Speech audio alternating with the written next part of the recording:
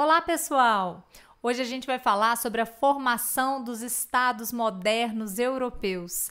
Só esse título já deixa a gente cansado, né? Na verdade, lá no início da Idade Moderna surgiram vários países, vários estados nacionais, como por exemplo Portugal, Espanha, França, Inglaterra e alguns outros que se organizaram ali na passagem da Idade Média para Idade Moderna. A gente vai falar um pouquinho sobre isso, mas a gente não vai focar em cada caso. Vamos fazer uma análise geral dessa formação, do que levou esses estados a se organizar, e a minha ideia é a gente fazer isso a partir de uma imagem que foi colocada na capa de um livro chamado Leviatã, de um autor, Thomas Hobbes, que fez justamente uma análise sobre esse momento da história da Europa, né? Como que esses estados se formaram e, mais importante do que isso, qual foi o papel dos reis nesse processo. Vocês vão notar que nessa imagem nós temos um rei e é justamente desse rei que vamos falar. Que rei é esse? Na verdade, ele não é alguém personificado. Esse rei que está na imagem, ele representa todos os reis da Idade Moderna. E ele tem vários símbolos e várias questões que nós vamos analisar para entender a formação do Estado.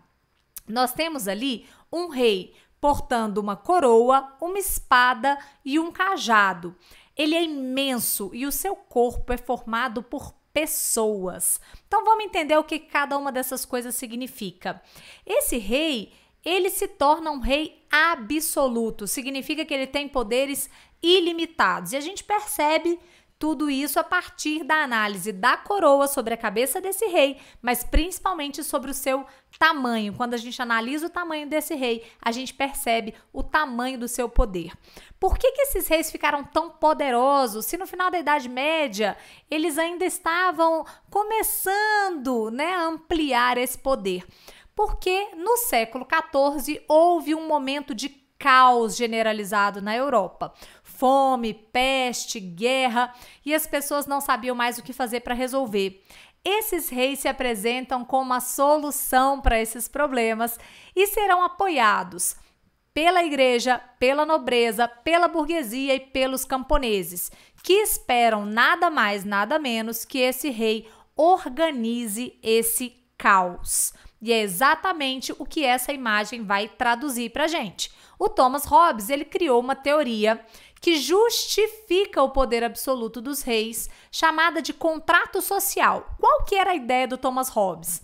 Ele dizia que a sociedade no estado natural, o ser humano no estado de natureza, ele viveria no caos absoluto. E para sair desse caos era necessário que houvesse uma liderança, se possível, uma liderança com poderes ilimitados. Qual seria a função dessa liderança?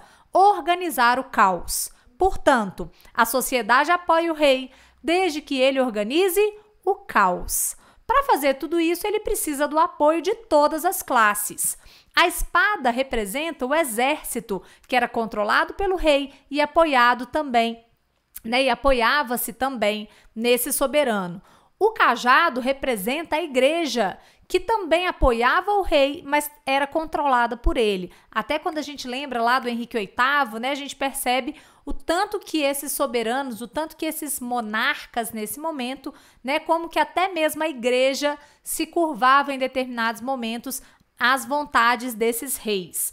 E por fim, a gente tem ali um corpo formado de pessoas que, se porventura essas pessoas saírem correndo desesperadas, a cabeça desse rei cai. Significa que ele só tem poder e esse poder só é absoluto porque a sociedade o apoia. E ela só o apoia se ele for capaz de organizar o caos. Confuso? Espero que não. Espero que tenha ficado fácil de entender. Os estados nacionais, então, se formam a partir do fortalecimento do poder desses reis, que vão organizar o caos, vão criar leis, vão formar um exército, vão criar moeda, vão garantir a segurança, estabelecer um território e outras coisas mais. Espero que vocês tenham gostado. Um grande beijo!